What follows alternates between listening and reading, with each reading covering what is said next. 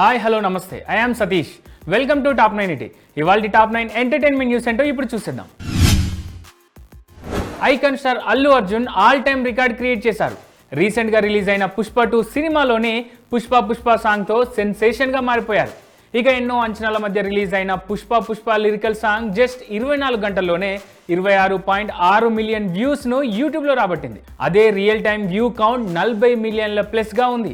దీంతో ఇప్పటి వరకు ఈ రేంజ్ వ్యూ కౌంట్ రాబట్టిన ఫస్ట్ సాంగ్గా రికార్డ్కి ఎక్కింది పుష్ప సాంగ్. ఇక ఈ సాంగ్ తర్వాత విజయ్ దళపతి విజిల్ పోడు సాంగ్ 24.8 మిలియన్ వ్యూస్తో సెకండ్ ప్లేస్లో ఉంది.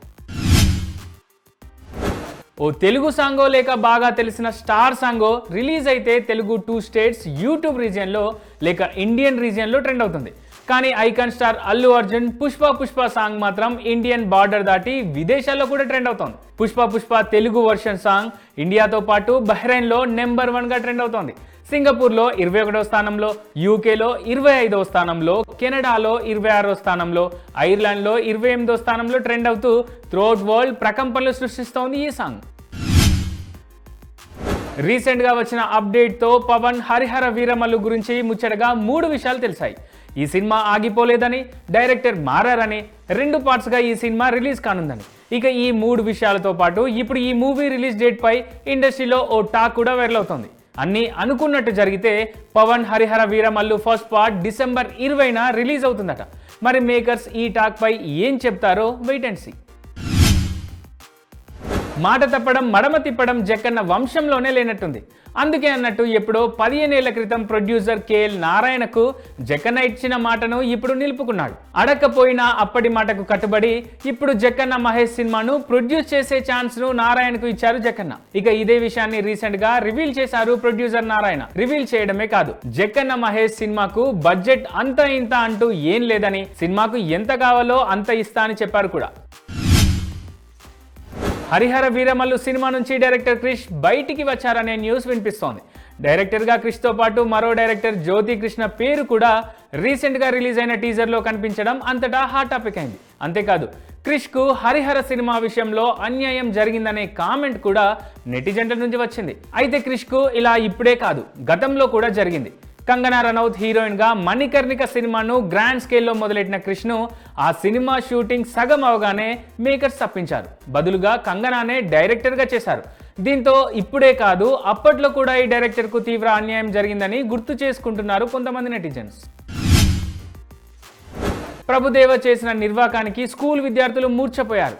రీసెంట్గా ఇంటర్నేషనల్ డ్యాన్స్ డే సందర్భంగా చెన్నైలోని రాజరత్నం మైదానంలో ప్రభుదేవ ఎంపిక చేసిన 100 పాటలకు 100 నిమిషాల డ్యాన్స్ కార్యక్రమాన్ని నిర్వహించాలని అనుకున్నారు కొందరు. పెద్ద ఎత్తున ప్రచారం చేయడంతో చిన్న పెద్ద అనే తేడా లేకుండా 5,000 మంది పాల్గొన్నారు. ఈ కార్యక్రమానికి ప్రభుదేవ ప్రత్యేక అతిథిగా హాజరవుతారని ప్రకటించారు. అయితే అనారోగ్య కారణాల వల్ల ప్రభుదేవ ఈ కార్యక్రమానికి హాజరు కాలేదు.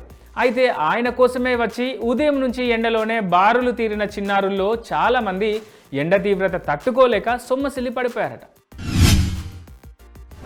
అందమైన నాజూకైన అమ్మాయిలతో రాధికల బ్యాచ్ను తయారు చేసే పనిలో ఉన్నాడు మన టిల్లుగాడు. నేహ అనుపమ తర్వాత మన కోసం నయా రాధికగా పూజా హెగ్డేను తీసుకొస్తున్నాడు. Yes, according to latest news, Tillu cube కోసం సిద్ధు జొన్నలగడ్డ పూజా హెగ్డేను హీరోయిన్గా పిక్ చేసుకున్నారట. మేకర్స్ కూడా ఓకే చెప్పడంతో పూజాను లైన్లో తీసుకునే పనిలో ఉన్నారట మన టిల్లు. అందరికీ ఏమో కానీ కపిల్ శర్మకు మాత్రం జస్ట్ నవ్విస్తేనే కుప్పలు తెప్పలుగా డబ్బొచ్చి పడుతోంది.